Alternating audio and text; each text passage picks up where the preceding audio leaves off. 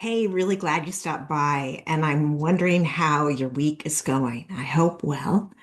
I wanted to talk about finding grace today. And what's happening in my world, probably in your world, the same. There's a lot of cacophony, there's a lot of opinions being broadcast. There's a lot of information that seems to flip on its head almost as soon as it's delivered. There are tried and true beliefs that I've trusted that aren't really working. I'm seeing friendships clearly, and some is a bit painful. I'm examining my past because my past is just coming up.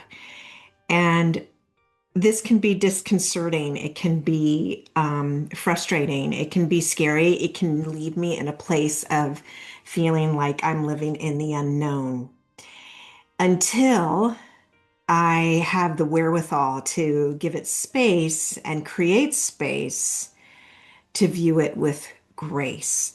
So I'll give you an example. I think it was this morning, it might have been yesterday morning. The days are sort of colliding, and I'm sure I'm not the only one experiencing time in an odd way. But I knew I had to go for a walk because my mind was on a loop and it was saying derogatory things about myself, my being, my path, the choices that I've made.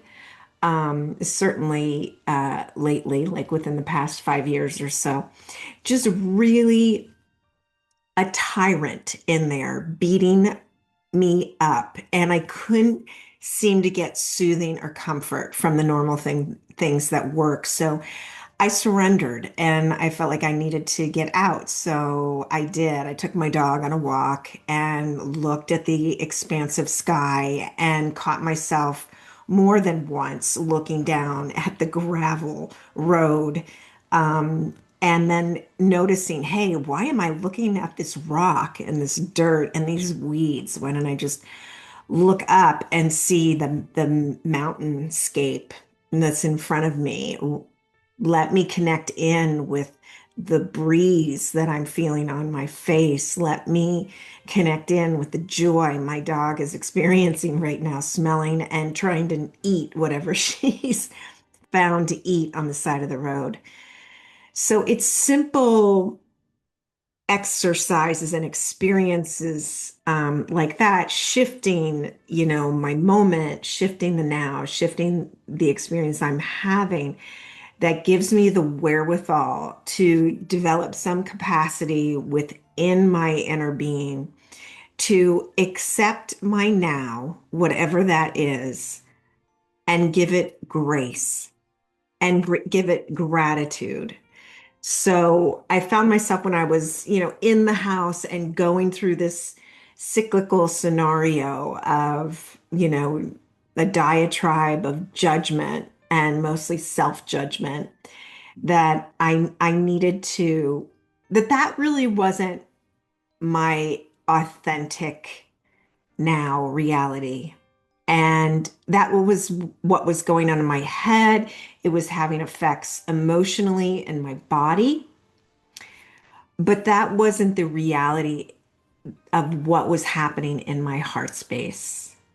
So once I can create the grace to come back into the now moment and feel the authenticity of the moment and get into my heart and out of my head, where there's just a bunch of squirrels running around most of the time.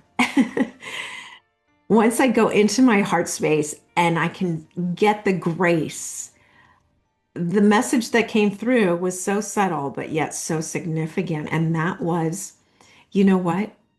So what you're feeling these feelings, they're just feelings and they're passing. And that's not my authentic reality. All those negative, dark messages and the twisting and the turning and the self-judgment. And that I was okay then with that twisting and turning and self-judgment when I came back. But I could sort of just gently smile and say, this is part of the process of my day. And I have an opportunity to thank these thoughts for showing up, but to continue on with my day now and to just let those thoughts erode and turn into a mist and fall away. And that when they came up again, just note them. And it was easier to drop them and go to a different place. So a lot of what I'm explaining now is, simple actions that I've learned when I was learning to meditate. And it's really poignant right now because, situations that I trust, sources of information that I trust are proving unreliable. And I've been one that's, gone along with things to just get by and move to the next hurdle. And this experience of sources of information seemingly failing me is giving me space to open up and really take another quick look at how I feel about something, right? Like it's almost like when your big brother tells you this is the way it is, and you trust him because he's your big brother. And then you have another experience that you start to doubt your big brother's wisdom. And that's all okay. But then you decide, oh, let me go inside myself and see really how I feel about this. That to me is receiving grace because I'm able to stop down in the moment and perceive things from a new point of view. And oftentimes it's from my own point of view, which I usually have been trained into discounting. So I thought it was really important to talk about this. I've had clients call all twisted in their thought processes, just angry, frustrated, or disillusioned and sad. And this is a very practical exercise to go through to really discern and to give yourself space and to give those around you, those sources where the frustrations are coming from. It can be a family member, it can be a friend, it can be an institution, it can be, just luck of the draw of the morning and how things work out. But you can give all that grace and thank it. I actually thanked my experience this morning that had my knickers in a twist and me frustrated and angry. I thanked it and I could move on and the day opened from there. I had more expansiveness and more space. So here's grace to you, susangold.us. If you want to connect with me, info@susangold.us.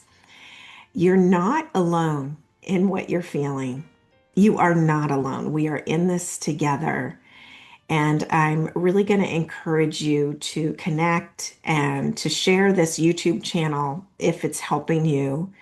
I really love coming on and connecting and sharing honestly and openly what's actually happening because I feel like we've been trained to stay in our box and we've been trained to pretend everything's okay and to go along with the status quo. And I believe as we move forward, that's not going to work anymore.